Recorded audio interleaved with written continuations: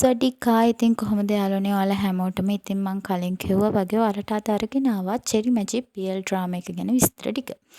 ඉතින් cherry magic BL drama එක කියලා කියන්නේ එපිසෝඩ් 12කින් යුක්ත වෙලා තියෙන ඩ්‍රාමා එකක්. මේකේ කැරක්ටර් ටික ගත්තහම අපිට මේන් කැරක්ටර් දෙකට ඉන්නේ නිව් සහ ටේ.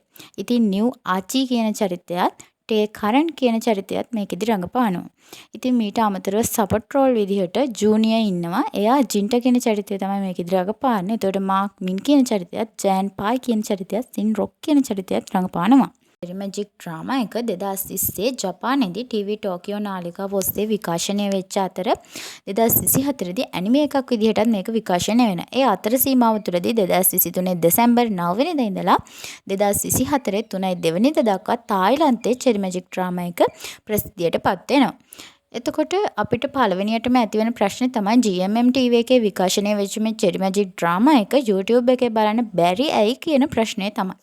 ඉතින් මේකට හේතුව තමයි GMM TV එකේ චෙරි මැජික් තායි නාට්‍ය YouTube එකේ බලන්න බැරි වෙන්නේ ප්‍රාදේශීය සීමා සහ බලපත්‍ර ගැටලුවක් ඇති වෙනවා. ඒ අනුව මෙම නාට්‍ය තායිලන්තයෙන් පිටතට YouTube එක හරහා විකාශනය කිරීම අත්හිටුවලා තියෙනවා. මේකට බලපාලා තියෙන චෙරි මැජික් එකේ මුල් පිටපත ලියලා තියෙන Toyota Yuge බලපත්‍ර සම්බන්ධව ඇතිවෙච්ච ගැටලුව. හරි. අපිට දැන් දෙවෙනියට ඇති වෙන තවත් ප්‍රශ්නයක්. ඒ තමයි චෙරි මැජික් ඩ්‍රාමා එක බලන්නේ කොහොමද කියන එක. ඉතින් මේකට විදි කීපයක්ම තියෙනවා. View app එක මේකදී use කරන්න පුළුවන්.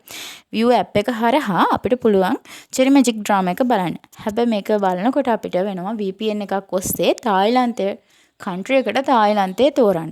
ඊට පස්සේ තමයි අපිට මේ ඩ්‍රාමා එක බලන්න හැකියාව ලැබෙන්නේ. ඒ වගේම view වෙබ්සයිට් එක ඔස්සේ මේක බලන්න පුළුවන්. එතකොටත් අපිට තායිලන්ත කන්ට්‍රි එක සිලෙක්ට් කරන්න වෙනවා.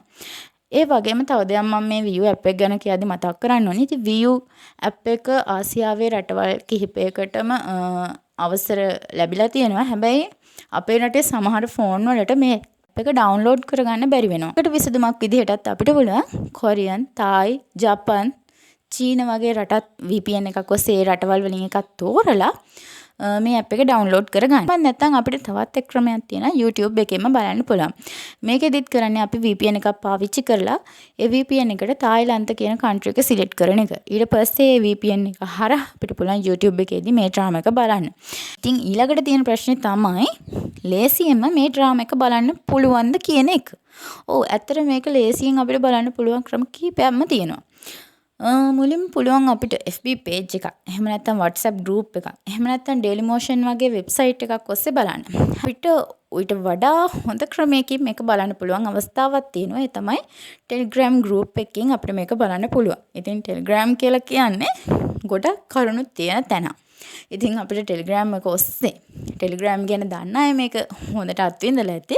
ඉතින් Telegram එක හරහා අපිට මේ ඩ්‍රාමා එක බලන්න පුළුවන් හැකියාව තියෙනවා. ඉතින් ඔයාලට තව අප්ඩේට් නිවුස් වගේ දේවල් දැනගන්න ඕන නම් මගේ channel එක subscribe කරලා ෆලන්න. ඒ වගේම ඔයාලා දන්න තවත් කරුණු තියෙනවා කමෙන්ට් එකක් දාගෙන යන්න. ඒ වගේම ඔයාලට මේ Telegram group එක link එකක් දාලා pin කරලා තියන්නම්. එහෙනම් හැමෝටම සුබ දවසක්.